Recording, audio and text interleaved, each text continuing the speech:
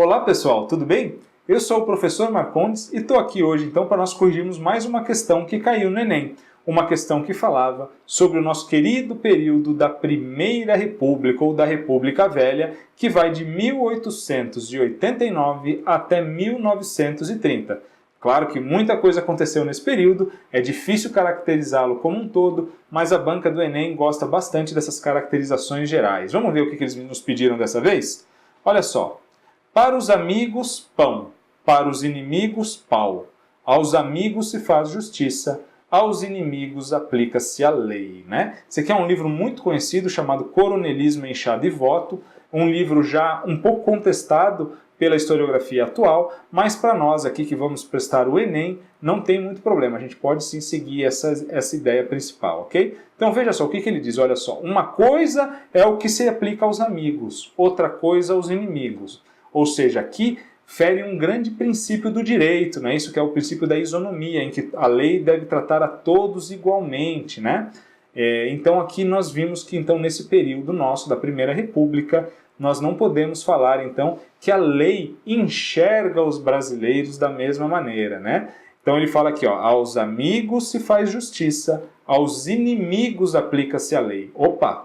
Aos inimigos aplica-se a lei. Aos amigos, então, a lei não importa tanto, ok? Então, se há a possibilidade de favorecê-los, ainda que não seja uma medida legal, uma medida amparada, né, com amparo legal, mesmo assim a gente pode dar um famoso jeitinho, ok, pessoal?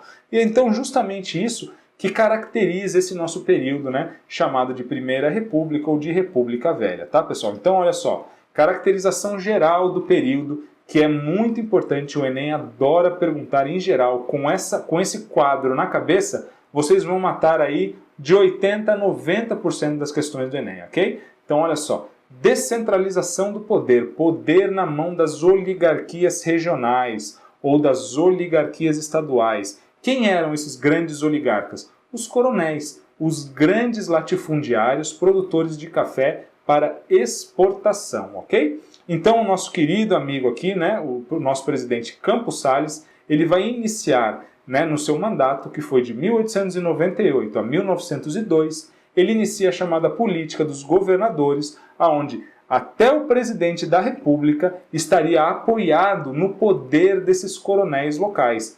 Basta a gente olhar que não há nenhum grande partido nacional durante a Primeira República. Os partidos são estaduais, são compostos pelas elites estaduais, né? Os grandes partidos do período, o PRP, Partido Republicano Paulista, e o PRM, Partido Republicano Mineiro, então vão dominar a cena política, claro, com a participação de diversos outros estados, especialmente o Rio Grande do Sul, mas o que nós podemos dizer com tranquilidade é justamente isso, que nós temos aqui uma descentralização do poder, ok? O poder na mão das elites locais. Até os presidentes da República se apoiavam, então, no poder das oligarquias estaduais, ok? Isso também ficou chamado como a política do café com leite, onde essas oligarquias mineira e paulista se revezavam no poder, ok? Bom, e finalmente, né, nós podemos falar também que a grande origem, né, desse sistema vinha pelo sistema eleitoral, né, que era um sistema aberto, né, um sistema aberto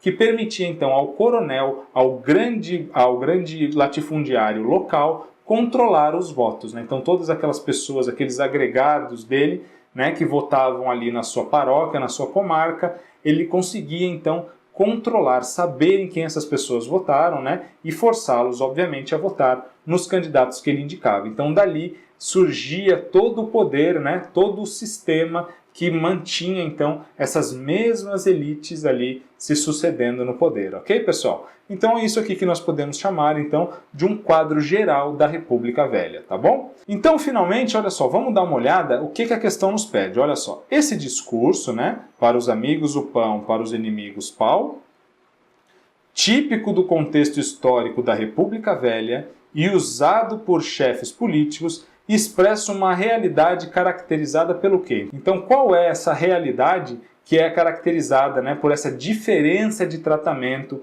entre os amigos e os inimigos? Então, olha só, letra A. Pela força política dos burocratas do nascente Estado republicano, que utilizavam de suas prerrogativas para controlar e dominar o poder nos municípios. Não, né, pessoal? Não são os burocratas que são a fonte, a origem desse poder, ok? São os grandes proprietários rurais. Os burocratas são os servidores públicos, tá?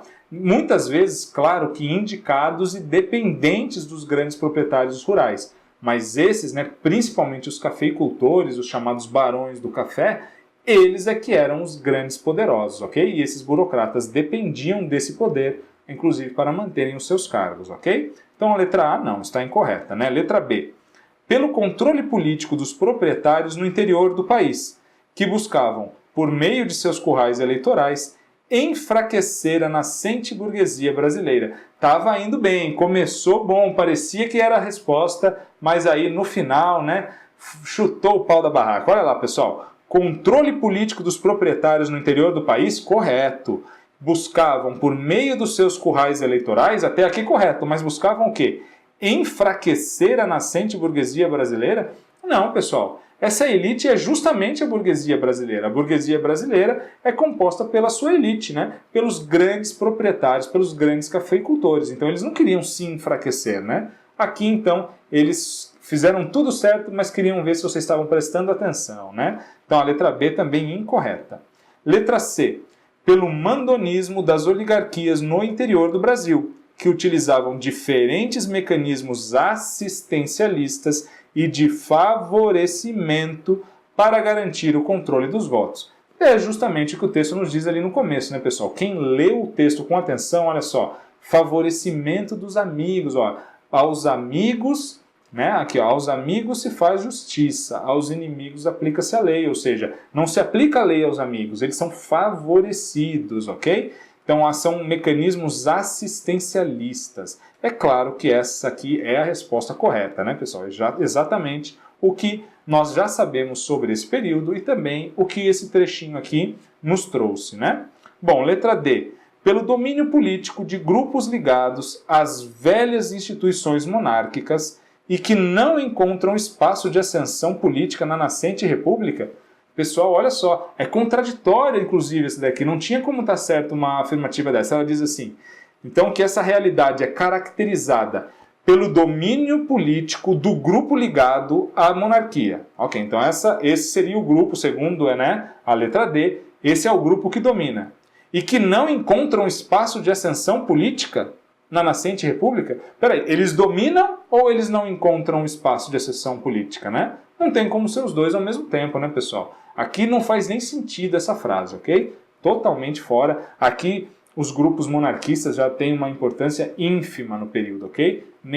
Praticamente não se discute mais o retorno à monarquia durante a República Velha, ok?